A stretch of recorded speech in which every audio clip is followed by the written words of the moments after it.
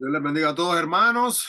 Dejamos el día de ayer la lectura en expectativa de lo que iba a pasar en el día de hoy, cuando está el padre contra el hijo. Vemos que en la lectura Absalón había quedado, estaba atrapado en las ramas de una encina, como dice la Biblia. Vamos a ver hoy lo que pasa en El Rey Regresa, segunda de Samuel 18, del 1 al 24.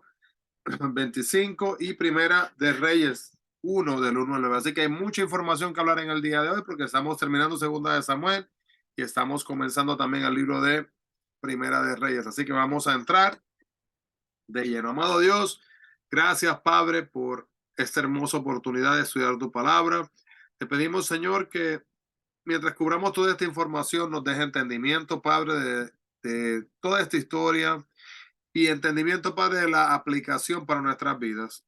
Te pedimos, Señor, no podamos, que no podamos, Señor, enfocar, que no nos enfoquemos, Señor, en cosas que nos distraen de ti, Señor, sino que podamos, Padre, enfocarnos en tu presencia y en crecer diariamente contigo. Te agradecemos esto y lo pedimos en el nombre de Jesús. Amén y amén. Así que, hermanos, para comenzar, vamos a hablar un poquito rapidito aquí de quién era este hombre Joab. Tenemos el hecho de que fue un gran militar, tuvo dos hermanos que fueron también dos soldados famosos, que fue Abisai y Asael. Él demostró ser el más grande de los tres. Fue el comandante del ejército de David y a lo largo de la mayor parte de su reinado también. No existe ningún registro de que sus tropas hubieran perdido ninguna batalla. Joab era un guerrero valiente como sus hermanos, pero en diferencia de ellos, también era un estratagema brillante y también era cruel. Cosas que podemos aprender sobre puntos fuertes y logros: fue planificador y estratagema brillante, guerrero valiente y comandante hábil. También fue líder confiable que no dudó hasta de confrontar al mismo rey. También ayudó a reconciliar a David y Absalón y dirigió magistralmente la conquista de Jerusalén. Pero también tenemos debilidades y tenemos también errores. Por ejemplo, él mostró ser repetidamente cruel, violento y vengativo. Llevó a cabo el plan de David para matar a Urías, esposo de Betsabé también. Vengó la muerte de su hermano, matando también él a Abner. Mató a Absalón contra las órdenes de David. Así que Absalón, recordemos, estaba atrapado y él lo mató. Se confabuló con Adonías en contra de David y Salomón también. ¿Qué aprendemos de la vida? Lecciones de la vida. Aquellos que viven en la violencia por lo general mueren también por la misma violencia. Y hasta los líderes brillantes requieren también una guía en momentos dados también. Datos generales: la ocupación era comandante en jefe del ejército de David. Los familiares: la madre se llamaba Sarbia, los hermanos eran Abisai, Asael y el tío era David. Contemporáneos eran Saúl, Abner y Absalón. Así que vamos a entrar acá a alguna de esta información. Vemos acá en tus hermanos que el hombre que en el versículo 12 al 14 del capítulo 18, que este hombre pescó a Joab en su hipocresía, porque él sabía que si el rey se hubiese enterado Joab habría vuelto en su contra por haber matado al hombre.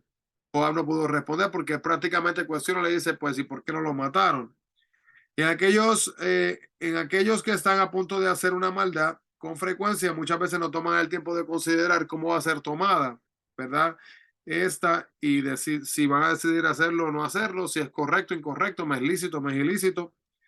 Tenemos que actuar, hermanos, pensando y pidiéndole a Dios que nos guíe en nuestros pensamientos y en nuestras acciones. Pero si bien entonces él llegó a la ciudad antes, Ahimás tenía miedo de decirle al rey la verdad de la muerte de su hijo Absalón. ¿Y por qué le afectó tanto a David la muerte de su hijo rebelde? Pues tenemos que entender, hermanos, que David se da cuenta de que él en parte era el responsable de la muerte de Absalón. Natán el profeta había dicho: debido a que mató a Urías, sus propios hijos se rebelarían en su contra. David estaba luego enojado con Joab y con sus oficiales por matar a Absalón en contra de sus deseos. Pero David también amaba profundamente a su hijo, aun cuando Absalón no lo merecía. hubiese sido más bondadoso quizás ser amoroso y lidiar con el ego descontrolable de Absalón. Hemos hablado de eso, hermanos, de que muchas veces, y esto lo vemos no solamente con David, sino con otros personajes bíblicos que no responden o no actúan, no se dirigen hacia los comportamientos incorrectos, ¿verdad? De sus hijos.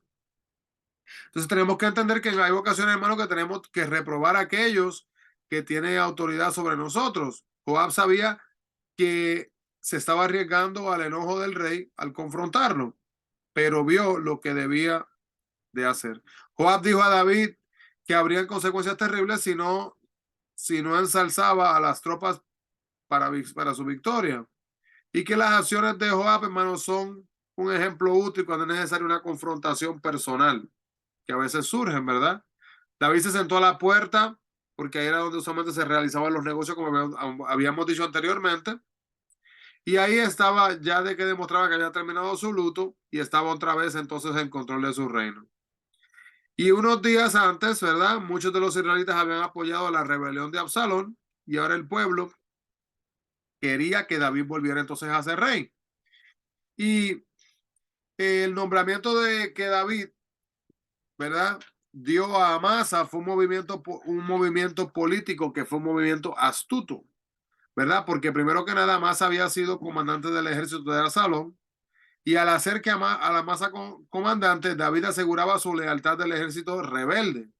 Y segundo, también al colocar a Joab como comandante en jefe, David lo castigaba por sus crímenes previos.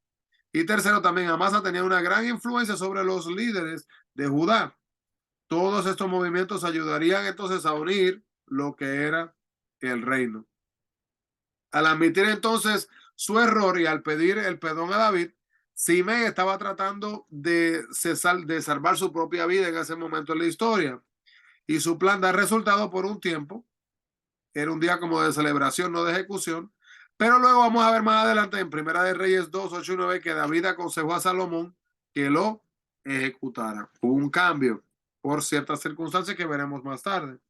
David mostró una tremenda misericordia y generosidad en su regreso a Jerusalén. Perdonó la vida a Simei, restauró a Mefiboset y recompensó al fiel Barzillai. Y la justicia de David estableció una norma para el gobierno que se cumpliría totalmente en el gobierno justo de Cristo en el reino que estaba del porvenir. David entonces no pudo estar seguro de que Mefiboset o Siba tuvieran la razón, y las escrituras dejan la pregunta sin resolver. Pero lo que sí podemos ver es que la historia de Mefiboset la puede leer en capítulo 9, versículo 1 al 13 y el capítulo 16 del 1 al 4. Pero vemos acá, hermanos, que toda esta información nos da aquí, nos cuenta un poco también de que Seba se revela lo que es en contra de David. Los hombres de Joab estaban atacando la ciudad y parecía que iban a destruirlas, a pesar de que las mujeres de aquella sociedad por lo general permanecían calladas en público. Esa mujer, hermano, en el versículo 16, dice que esta mujer gritó, ¿verdad? Y detuvo los ataques de Joab no con armas, sino con palabras sabias y un plan de acción. Y tenemos, hermanos, que darle valor a lo que valor merece, ¿verdad? Que cuando hablamos sabiamente, nuestra sabiduría va a traer algo positivo. Vemos entonces, hermanos, mucha información. Vemos entonces que en los últimos años del gobierno de David, capítulo 21, podemos ver que los agricultores pues dependían totalmente de la primavera y de las lluvias para sus cosechas. Vemos que, aunque la Biblia no registra el acto de venganza de Saúl contra los Gabonitas fue aparentemente un crimen grave que lo hizo culpable de su sangre. Y esta ofensa, ¿verdad? Grave contra la ley de Dios. David seguía la costumbre de tratar a la familia como una unidad. O los hijos de Saúl serían culpables de ayudar a su padre a matar también a los Gabaonitas. Pero podemos ver, hermanos, que David lo trató de otra manera. Para mayor información acerca de esta parte que se menciona luego también a Goliat, eso usted lo puede buscar en Primera de Samuel 17, del 4 al 7, y en Génesis 6, versículo 4. Recordamos también, hermanos, que David había sido un gran músico y que tocaba su arpa para el rey. como dice Primera de Samuel 16:23. También instituyó programas de música, como los que existen hoy día, en el templo en Primera de Crónicas capítulo 25, y escribió más salmos que ningún otro. El escribir canción como esta no era usual en David. Este himno real de gratitud es casi idéntico al Salmo 18 también, hermanos, que lo podemos ver. Y según las traducciones de la Biblia, David llama a Dios el cuerno de mi salvación, refiriéndose a lo que es a la fuerza y la fortaleza y la protección defensiva que tienen los animales en sus cuernos, cuando lo vemos en el versículo 3 del capítulo 22 de Samuel. Dios había ayudado a David a vencer a sus enemigos y lo había rescatado de sus adversarios. Vemos en el versículo 11 cuando se menciona lo que era un querubín, esto lo habíamos dicho anteriormente, un querubín era un ángel, ¿verdad? Poderoso. Era un ángel poderoso. Y luego, hermanos, cuando se menciona a Abisai, vamos a mirar algunos personajes bíblicos, tenemos a Abisai, se dice que de Abisai fue conocido como uno de los héroes entre los guerreros de David, un voluntario dispuesto y valiente y profundamente leal a David, salvó la vida de David. Debilidades y errores, pues tenía la tendencia de actuar sin pensar, ayudó a Moab a asesinar a Abner y a Amasa. Lecciones de la vida, tenemos que los seguidores más eficaces combinan el razonamiento y la acción. La lealtad ciega puede causar grandes males. Y datos generales, tenemos que era un soldado y la madre fue Sarbia, hermanos Joab y también Asael. Y vemos también entonces acá, vamos a leer otra biografía para si las hacemos todas una después de la otra. Eso tiene que hablar un poco de lo que es los valientes de David. Cuando usted escucha la frase los valientes de David, ¿quiénes fueron? Pues los puntos fuertes de ellos fueron soldados capacitados y líderes militares. Todos poseían muchas habilidades especiales. A pesar de que se sobrepasaban en número, fueron victoriosos. Y también fueron personas que fueron todos leales a David. Debilidades. A menudo tenía muy poco en común, a no ser la lealtad hacia David y su propia pericia militar. Lecciones de la vida. ¿Qué aprendíamos de la vida de ellos? La grandeza se inspira a menudo por la calidad y el carácter de liderazgo. Aún una fuerza pequeña de hombres capaces y leales puede llevar a cabo grandes hazañas. Y también datos generales, pues donde procedían de todas las partes de Israel, principalmente Judá y Benjamín, y también de algunas de las otras naciones circundantes. Ocupaciones. Eran diferentes antecedentes, la mayoría de ellos eran fugitivos. Y creo que esa es la última biografía de esta sección. Déjame ver.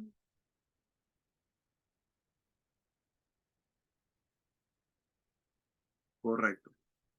Entonces, continuamos rapidito, pues David no estaba diciendo que nunca había pecado en el capítulo 22, del 22 al 24. El capítulo 51 de Salmos muestra la angustia del pecado que él había cometido, ¿verdad? También vemos entonces que al estilo de un profeta en el capítulo 23, versículo 3, vemos que David habló de un gobernante justo que habría de venir. Y esto se cumpliría en Jesucristo, cuando regrese a gobernar en perfecta justicia y paz. Vemos también que David revela muchas verdades acerca de Dios en su cántico y alabanza. Escucha esta lista, hermanos. Dice David, el Señor es mi roca, mi fortaleza, mi libertador, mi escudo, mi fuente de mi salvación, mi alto refugio, mi salvador, mi lámpara. David nombra estas características de Dios. Dice, Él es o Él está.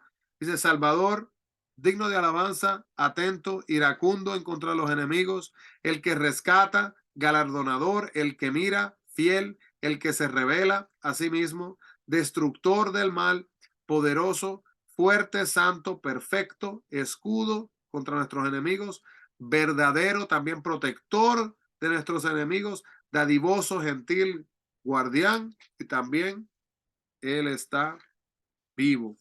Vemos que estos versículos hablan de algunas de las hazañas, ¿verdad? Que los cuerpos especiales del ejército de David llevaron a hacer a cabo. En el capítulo 23 podemos ver esto.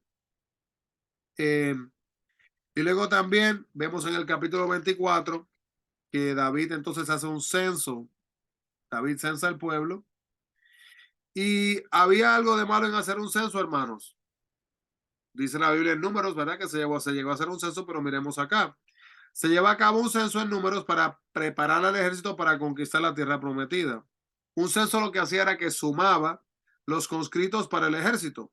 La tierra estaba en paz, así que no había necesidad de alistar las tropas.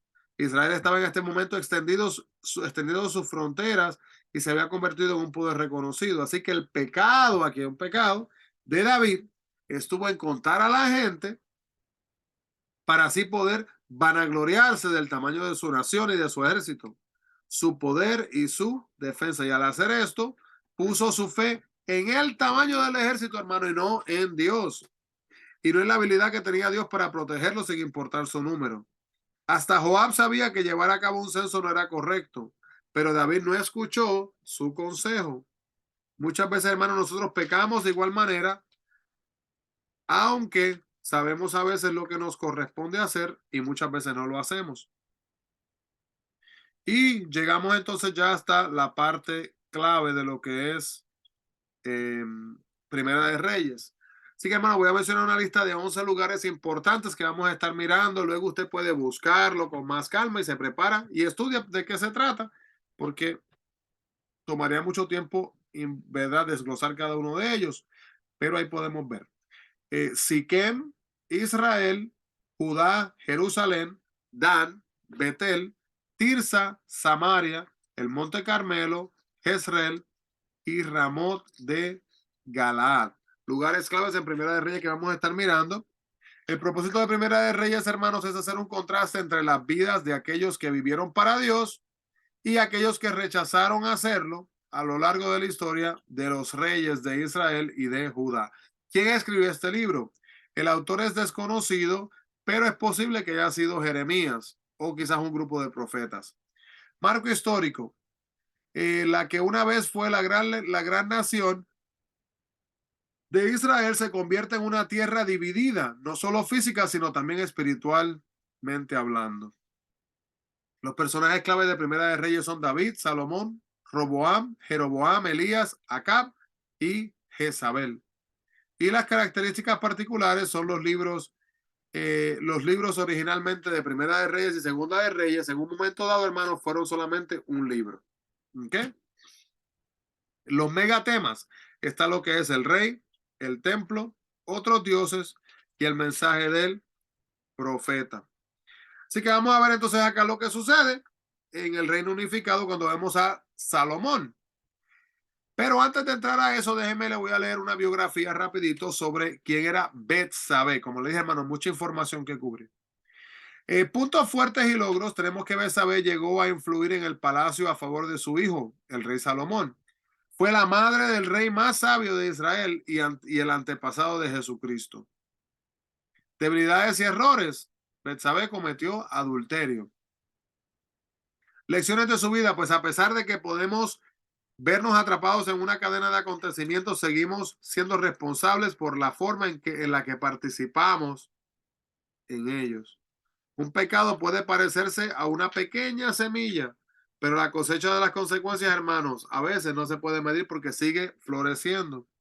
En las peores situaciones posibles, Dios sigue siendo capaz de sacar el bien cuando la gente se vuelve a Él de corazón. Y última lección, aun cuando debemos vivir con las consecuencias naturales de nuestros pecados, el perdón del pecado proveniente de Dios es completo.